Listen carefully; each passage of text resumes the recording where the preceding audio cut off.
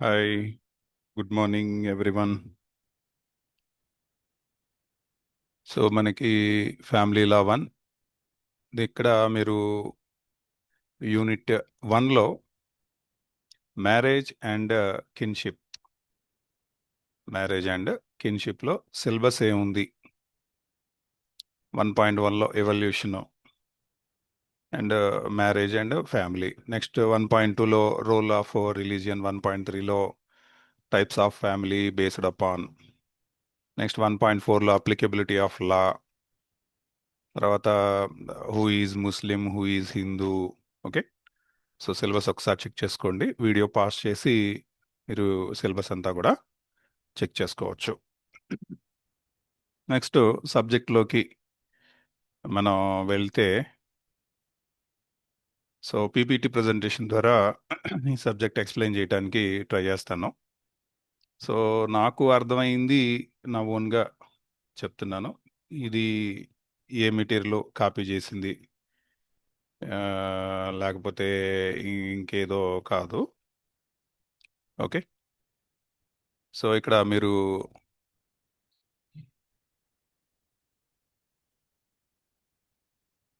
Marriage and kinship కిన్షిప్లో దీనిలో మనం ఏం నేర్చుకుంటామంటే and evolutionary and cultural journey. Evolutionary అంటే సో టైం టు టైం దానిలో వచ్చేటటువంటి చేంజెస్. అంటే మొదట్లో ఎలా ఉండేది marriage system, Hindu marriage system కానీ ఇతర సిస్టమ్స్ కానీ ఎలా ఉండేవి, అసలు పర్పస్ ఏంటి, తర్వాత ఫ్యామిలీ అసలు ఎందుకు అవసరం, సొసైటీ ఏంటి, ఇది టైంతో పాటు ఎలా చేంజ్ అవుతూ వచ్చింది అనేది మనం ఈ వీడియోలో మనం డిస్కస్ చేయబోతున్నాం. So an exploration of how human societies have shaped and been shaped by one of humanity's most fundamental institutions. So ఇక్కడ the deep roots of pair bonding ఏంటి, అసలు డీప్ రూట్స్ ఏంటి, పెయిర్ బాండింగ్కి డీప్ రూట్స్ ఏంటి?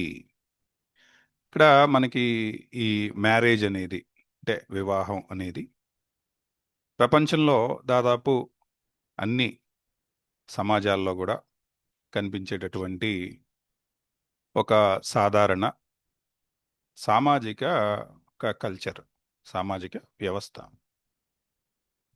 ఇది కేవలం ఇద్దరి మధ్య ఉండేటటువంటి ఒక రిలేషన్ అయితే కాదు. కుటుంబం, వంశం, ఇంకా ఆర్థిక వ్యవస్థ, ఇంకా సమాజ నిర్మాణం, ఈ మొత్తాన్ని కూడా ప్రభావితం చేసేటటువంటి ఒక ఇంపార్టెంట్ ఫ్యాక్టర్ ఇది వివాహం అనేది కదా.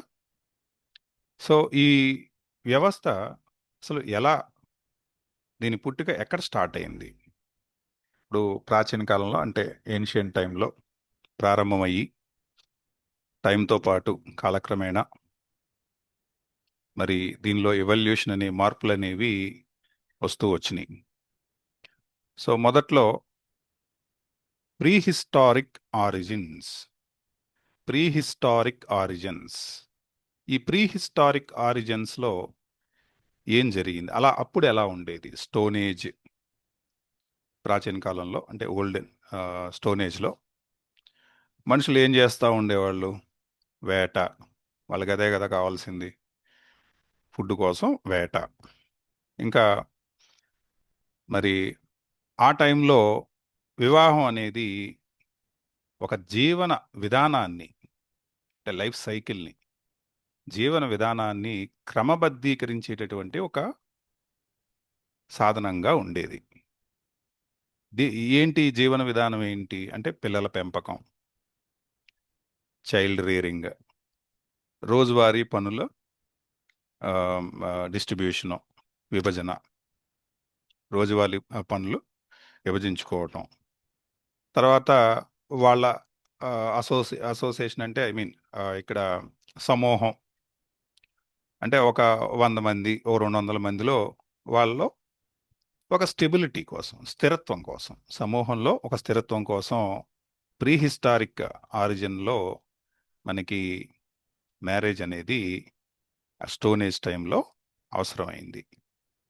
సో ఈ స్టేజ్లో ఇక్కడ కుటుంబం అనేది ఎగ్జాక్ట్గా డెఫినిషన్ అయితే చేయలేదు కానీ మరి రిలేషన్స్, సంబంధాలు, తర్వాత కంట్రోలింగ్ ఇవేమీ లేకుండా ఉండేవి. ఓకే. సో ఇక్కడ మెయిన్ పాయింట్ ఏంటంటే సమాజ అవసరాల కోసం ఈ వివాహం అనేది ఏర్పడింది, అంతేగాని వ్యక్తిగత ప్రేమ కోసం అయితే కాదు. ఎప్పుడు ప్రీహిస్టారిక్ ఆరిజిన్లో.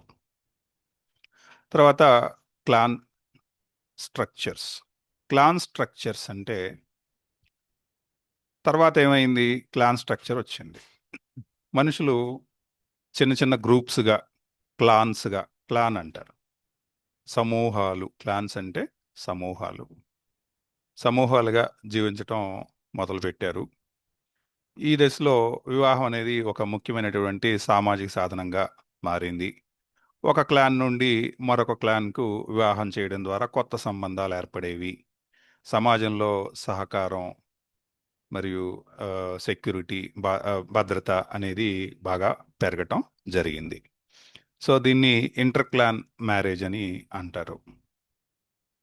దీని యొక్క మెయిన్ పర్పస్ ఏంటంటే ఈ బ్లడ్ రిలేషన్స్ అనేవి మరి ఎవాబరేట్ అవటం, సామాజికంగా నెట్వర్క్ పెరగటం, విభేదాలు తగ్గటం, వాళ్ళ మధ్య ఉండేటువంటి అండర్స్టాండింగ్ ఇంప్రూవ్ అవటం అనేది ఈ క్లాన్ స్ట్రక్చర్స్లో మెయిన్ పర్పస్గా ఉంది. తర్వాత wealth consolidation stage. Wealth consolidation stage wealth consolidation stage అంటే ఇప్పుడు సర్ప్లస్ ఏర్పడింది. ఇప్పుడు వ్యవసాయం, అగ్రికల్చరు అక్కడ ఇప్పుడు ఆ టైంలో, ఇప్పుడు స్టోన్ ఏజ్ నుంచి ముందుకు వచ్చేసాం, ఆ టైంలో మనకు కావాల్సినదే కదా వ్యవసాయం, ముఖ్య జీవనాధారంగా ఉండేదని మనందరికీ తెలుసు. ఇప్పుడు వ్యవసాయం ప్రారంభమైన తర్వాత సమాజంలో చాలా ఆ, కొంచెం ఫాస్ట్గా ఎవల్యూషన్ అనేది స్టార్ట్ అయింది. సో ప్రాపర్టీస్ అనేటటువంటి భావన పెరిగింది. సో ఈ దశలో ఈ మ్యారేజ్ అనేది ఒక ఆర్థిక సాధనంగా మారటం జరిగింది.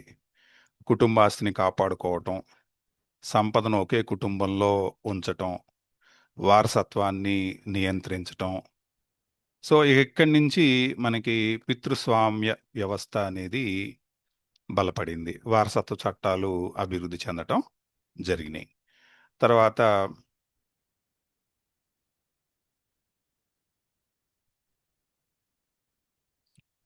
తర్వాత ఈ modern evolution.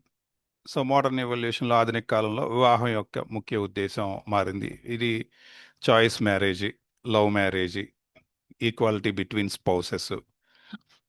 Choice of marriage అంటే వాళ్ళ ఇష్టానుసారంగా వాళ్ళకి కావాల్సిన వాళ్ళని పెళ్లి చేసుకోండి. లవ్ మ్యారేజ్ అంటే ఇద్దరు ఇష్టపడి పెళ్లి చేసుకున్నాం. ఈక్వాలిటీ బిట్వీన్ స్పౌసెస్, సమానత్వం. తర్వాత పెళ్లి చేసుకున్న తర్వాత ఈక్వల్ రైట్స్ కోసం. ఇట్లా కుటుంబ నిర్మాణం అయితే ఈ దశలో ఆధునిక మోడర్న్ ఎవల్యూషన్లో కంప్లీట్గా మారటం జరిగింది. జాయింట్ ఫ్యామిలీలు న్యూక్లియర్ ఫ్యామిలీగా మారటం, ఇండివిజువల్ ఫ్రీడమ్ అనేది కూడా పెరిగింది. సో ఈ స్టేజ్లో మనం కేస్ లాస్ ఒకసారి కనుక చూస్తే, Shreya Bano versus Union of India ఇదో కేసు లా. సెకండ్ కేసు లాగా Sarla Mudgal versus Union of India. ఇవి ఇంపార్టెంట్ కేస్ లాస్గా ఉన్నాయి. ఈ రెండు కేస్ లాస్తో పాటు ఇంకా కేస్ లాస్ మనం చెప్తా ఉంటాను. ప్రతిసారి మళ్ళీ మళ్ళీ చెప్పటం వల్ల మీకు బాగా మైండ్లోకి పడుతుందనే ఉద్దేశంతో మళ్ళీ మళ్ళీ ఇవే కేస్ లాస్ అవసరమైనప్పుడు చెప్తా ఉంటాను సిచ్యువేషన్ పరంగా. సో మొత్తానికి వివాహం, కుటుంబ స్థిరత్వం, వివాహం మరియు కుటుంబం అనేవి స్థిరమైనవి కావు. అవి సమాజ అభివృద్ధి, ఆర్థిక పరిస్థితులు, సాంస్కృతిక మార్పుల ఆధారంగా పరిణామం చెందుతాయి. ప్రాచీన కాలంలో జీవన అవసరాల కోసం ప్రారంభమైనటువంటి ఈ వివాహం అనేది ఆధునిక కాలంలో వ్యక్తిగత స్వేచ్ఛ మరియు సమానత్వాన్ని మరి ప్రతిబింబించేదిగా రిఫ్లెక్ట్ చేసే విధంగా మారటం జరిగింది. అంటే వివాహం అనేది కేవలం ఇద్దరి మధ్య సంబంధం కాదు. అది సమాజ నిర్మాణాన్ని మార్చే ఒక శక్తివంతమైనటువంటి వ్యవస్థ. సమాజాన్ని నిర్మాణాన్ని సమాజ నిర్మాణాన్నే మార్చేటటువంటి ఒక శక్తివంతమైనటువంటి వ్యవస్థగా మనం అర్థం చేసుకోవచ్చు. Okay, next. ఇంకా వివాహం మరియు కుటుంబం అనేవి ఒకేసారి పుట్టినవి కాదు.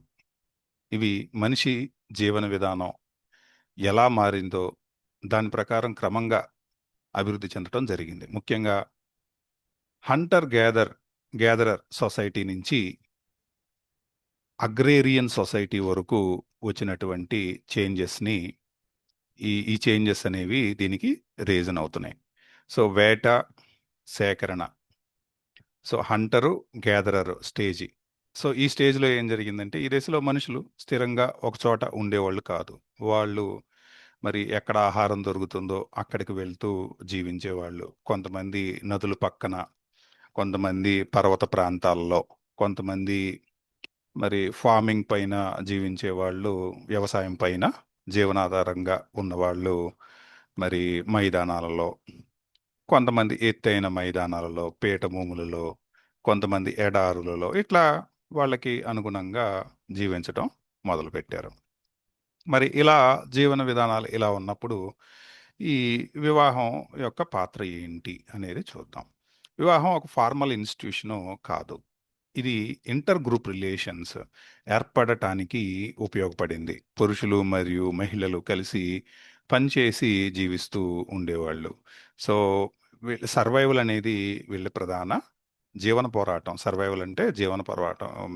ఇది ప్రధాన లక్ష్యంగా ఉండేది. డివిజన్ ఆఫ్ లేబర్, పనులను డివైడ్ చేసుకుంటాం. తర్వాత చిన్న కుటుంబాలు కాకుండా గ్రూప్ లివింగ్గా ఉండటం, ఒక సమూహంగా, ఒక గ్రూపుగా ఉండటం. ఇక్కడ కుటుంబం కంటే సమూహం అనేది, గ్రూప్ అనేది ముఖ్యంగా ఉండేది. నెక్స్ట్ స్థిర నివాస దశ, సెడెంటరీ స్టేజ్. మనుషులు ఒక చోట స్థిరపడిపోవటం స్టార్ట్ చేశారు. ఇది ఒక టర్నింగ్ పాయింట్ అని మనం చెప్పుకోవచ్చు. భూమి మీద హక్కులు, ల్యాండ్ ఓనర్షిప్ స్టార్ట్ అయింది. సో వ్యక్తిగత ఆస్తి భావన అనేది పెరగటం మొదలుపెట్టింది. వివాహం ఇప్పుడు స్థిర సంబంధంగా మారింది. కుటుంబం స్పష్టంగా నిర్వచింపబడింది.